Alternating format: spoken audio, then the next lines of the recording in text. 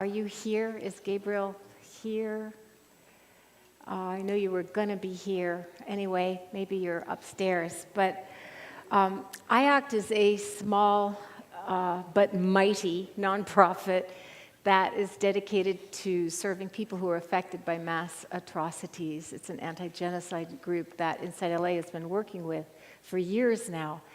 And the reason that we've been working with them, and this comes from what Sean was teaching us, is that when IACT went into the Darfuri refugee camps by the border with Sudan, they went and asked the refugees, what do you need, and is there a way that we can help? And of course, that's what always should happen, that people would go and ask the community. They're the experts on themselves and their community and what they need. But it isn't how it usually happens because, I don't know, I guess the need is so great that there are usually these sort of top-down solutions that can be one-size-fits-all and just come in and take care of emergency needs. But I want to say about our Insight in Action program that wherever we have gone, we have been invited and asked to come. And this is really important because of all the things that Sean was saying, that it's really true that it's often more healing for us to be of service, to go and help, than to be vulnerable and be helped. And it's also true that, well, the Buddha said it at the beginning, that the first truth of life is to understand about suffering and to understand about our own suffering and to know what it is and to be able to explore it. Because, as you said, the moment we acknowledge it, that's the moment that we start to see, how does it come to us? What are we doing to participate in it? And how can it end? And that's the moment it can transform. And that's our mindfulness practice. So now I want to introduce Jack, my beloved husband, Jack. And it's hard to know what to say about Jack because I think the most important thing that I can say, being married to him and spending a lot of time with him, is that Jack walks his talk and that what you see is actually what you get. And that is really important to me. I've been blessed to know many wonderful spiritual teachers with all kinds of wonderful titles. And not all of these extremely accomplished beings are actually able to accomplish that, to really just live the things that they teach and to not ask other people to do anything they would not do themselves. And so one of the things that I most love and treasure about Jack is that congruence, that integration of what he's teaching with who he is. And that feels like the most important thing. So, yeah.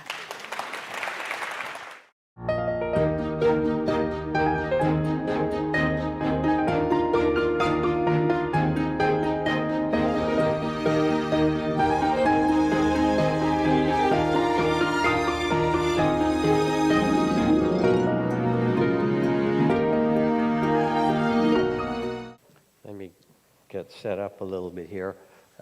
Trudy tells me that I'm her best husband so far.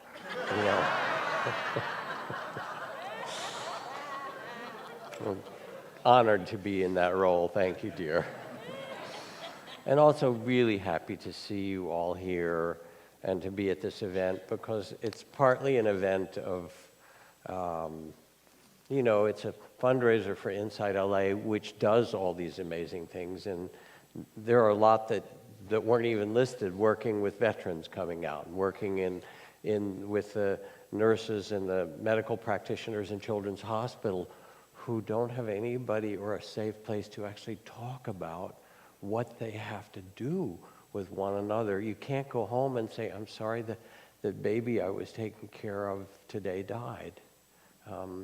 And that happens every week, There needs to be a place, whether it's the veterans or the nurses or the others who are serving, to be able to come and be held themselves and understand that we actually have to hold one another in this. So I'm really honored and delighted to be part of both Inside LA and to have you here. And it feels really fitting we were trying to figure out when to do this. It's kind of close to all the holiday madness, but it also seems fitting in a way, the kind of teaching and conversation and spirit that we're hearing. So I'm going to talk for a bit, tell a few stories and so forth, and then take a pause, and Trudy and I will have time with Father Greg. We'll talk about that in a minute, or in a little bit, and then come back again and do a ritual to close the day. I want to start with a story. I worked also in prison projects, and we've invited the San Quentin Gospel Choir to come. It turns out to Spirit Rock to sing and so forth. They wouldn't let them out, so we only got the San Quentin Outside Choir, which is the guys that had been discharged from their time there and so forth. But anyway, good close friends of mine brought into San Quentin the Gyuto Tantric monks who are connected with the Dalai Lama's tradition, also coming to Spirit Rock. Then we're going to go into San Quentin. Those are those guys who can do the multivocal chanting, kind of amazing. So they arranged to have a concert in San Quentin for the Gyuto Tantric Choir and the San Quentin Gospel Choir, and that they would sing at this for the guys inside. And the woman who's a close friend of mine, Mirbai, who was arranging this, got really nervous once they were supposed to begin, because she thought, how are they going to receive these guys? They're little guys in skirts, right, to start with, and they're heathens.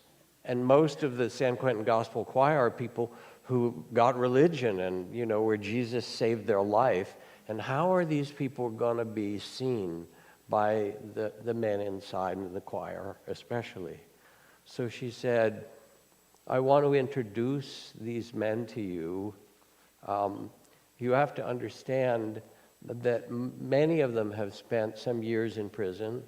Some have been tortured when they were in their homeland in Tibet. Then when they were escaped prison, or when they got out after that time, they walked over the highest mountains on earth, sometimes with very little clothes to wear. They live in exile in a monastery in the south of India. They cannot go home to see their homeland or their families.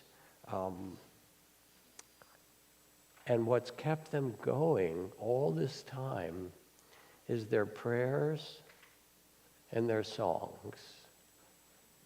So they want to sing for you the songs and the prayers that kept them going in prison, so you'll understand it. And they did their chants. And then the San Quentin Gospel Choir got up and said, "Oh, brothers," and they sang their songs, and then they just embraced one another. And this is really the story of what we have to do in the world in some way, because it's not their suffering or somebody that we're going to help. It's us. It's us, and this is, as Sean and Trudy were saying, this is our time. In some way, maybe we were meant for this, and our ancestors are all survivors. That's why you're here, and they survived a lot. And that's in you. It's in your DNA, and it's in your body, and it's in this possibility for you. But we need to see it in a different way. I was doing a dialogue on climate change, which is its own big story and something that we have to be able to not hide from or deny, but turn ourselves toward and say, this is us, and this is our life, and this is our planet. And the dialogue I was doing was with Costa Rican diplomat Cristina Figuera, who is the United Nations ambassador for climate change, who helped to design what happened in Rio, and then she was in charge of the Paris Climate Accord. And she was talking about how she got really burned out and depressed in trying to get the Paris Climate Group to work. She was overwhelmed, and the struggles were too great. And some friends to her said, you need to get away. You need a different medicine. Why don't you go, she was in Europe doing this, why don't you go to the south of France? There's this place called Plum Village, and there's a teacher there named Thich Nhat Hanh, a Zen master. So she went, because she was desperate, as she said. And of course, when you meet Thich Nhat Hanh, Dick Baker, who was the abbot of the San Francisco Zen Center, described when Thich Nhat Hanh first came to teach there in the early 80s. He said he's a cross between a cloud, a snail, and a piece of heavy machinery. And so when you're in the presence of Thich Nhat Hanh, something happens, and it happened to her. And she said she had this very deep realization that most of the basis for the struggle at the Paris Climate Accord was because people were seeing each other as victims or perpetrators. Who was doing it to whom, who owed what to whom, and that was the struggle. And when she learned to quiet her mind and listen to her body and to her heart, and to listen to what Thich Nhat Hanh's articulation of the Dharma, which is really the Dharma of interdependence, that it's us. She said, I realized that the only way we can do this is as if we're family. And she went back with an entirely different consciousness and somehow wrangled 182 countries to sign the Paris Climate Accord. And in a certain way, that's what we're doing when we go to inside LA or when we do our practice, is to find that place in ourselves that knows that we're connected in this way. When the Colombian Civil War of 50 years was nearing an end, there was this struggle to somehow bring these groups back together that had been fighting for so long. One of the things that the Colombian government did is they flew helicopters over the jungle where the insurgents had been, and they dropped out of the helicopters photos of the family members of the people who'd been in the jungle for a long time, of their brothers or sisters, their children or grandchildren, their mothers or parents if they were still alive. Because as they said, these people forgot that they had family. And seeing that allowed for a different kind of conversation. As Mother Teresa says, the problem with you is you draw your family circle too small. So it doesn't matter that it's difficult. We're in a family that's been through a lot of difficulties, and we cause a lot of difficulties to one another. You may have noticed that, both individually and collectively and socially. Trudy and I just came back from teaching with Ram Dass. He says, if you think you're enlightened, go spend a week with your family. Everything gets clear, right? But of course, it's our global family, and it's really obvious that no amount of outer development is going to save us. No amount of computer technology and internet and nanotechnology and biotechnology and space technology, all the things that let me have in my smartphone in my pocket the great library of Alexandria and 15 million cat videos and whatever, that's not going to stop continuing warfare. It's not going to stop racism. It's not going to stop economic injustice. It's not going to stop tribalism, because those all are rooted in the human heart, in our hearts. So we are what the chairman of the Joint Chiefs of Staff said, we are a nation of nuclear giants and ethical infants. And what's called upon us in this time is to match the remarkable outer development with the inner development of the heart. And there's nothing else that's really going to save us in the world. And that calls on you to do things that are difficult. Zen master Karl Friedrich Durkheim says, the person who really being on the way falls upon hard times in the world will not, as a consequence, turn toward those friends who offer them refuge and comfort and encourage their old self to survive. Rather, they will seek out those who will faithfully and inexorably help them to risk themselves so that they may endure the difficulty and pass courageously through it. Only to the extent that a person exposes themselves over and over again to loss and annihilation can that which is indestructible be found within them. In this daring lies dignity and the true spirit of awakening. So it's tough. And the things in your life, the trauma that was talked about just now, which is a cultural trauma and a collective trauma. I know it when I was doing peace work in Palestine and Israel. They're all traumatized. And it's being reenacted until the trauma is faced and healed. The other is blamed. And James Baldwin puts it this way, and he really speaks to something so deep in our practice.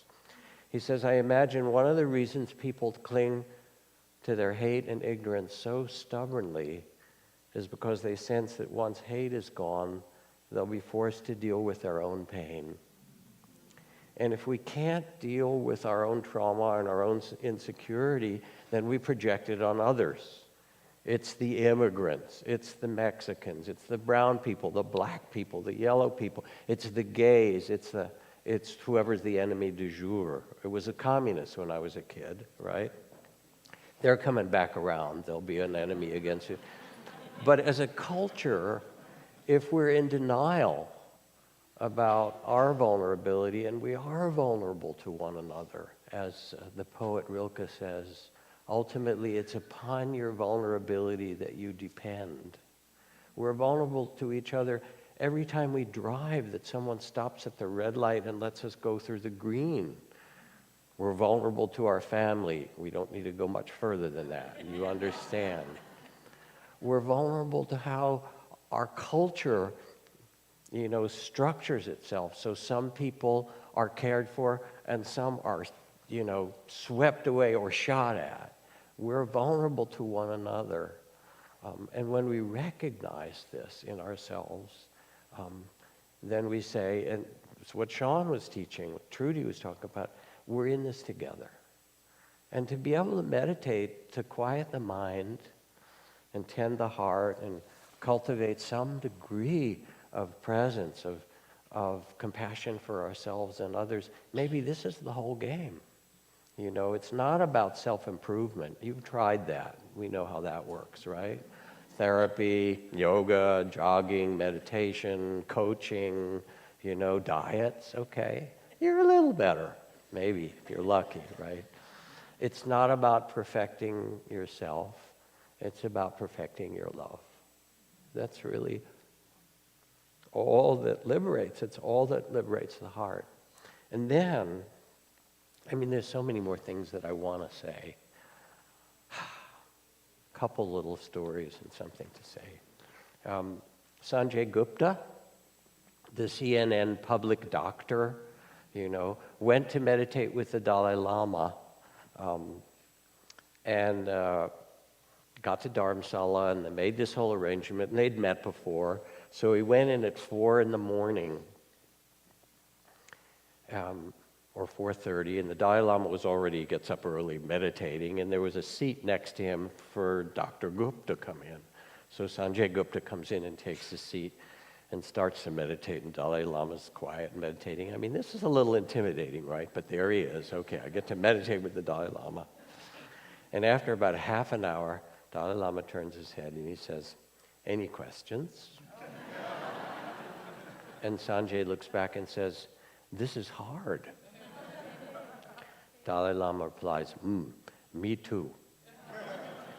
And that is really something important to take in. Now, why would it be hard for the Dalai Lama to meditate? The guy knows how to find his breath. He's been doing compassion practice for 50,000 lifetimes.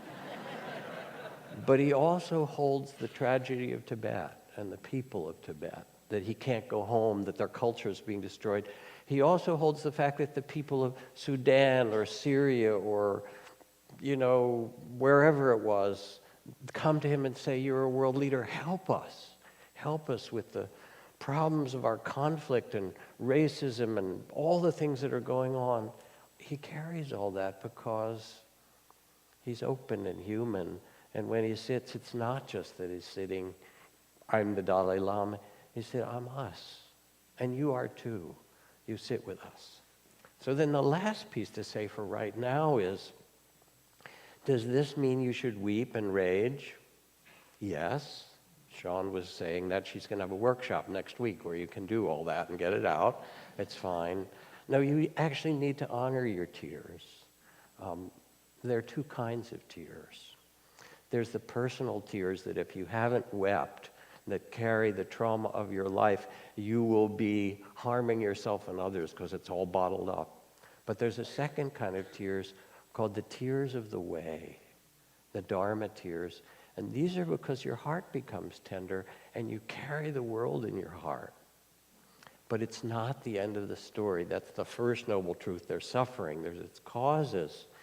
The end of the story is that there is a freedom of the heart that's possible for you. And I watched my mentor and teacher, Mahagosananda, the Gandhi of Cambodia, walk through the killing fields, leading people back to their villages, singing, hatred never ends by hatred, but by love alone is healed. This is the ancient and eternal law.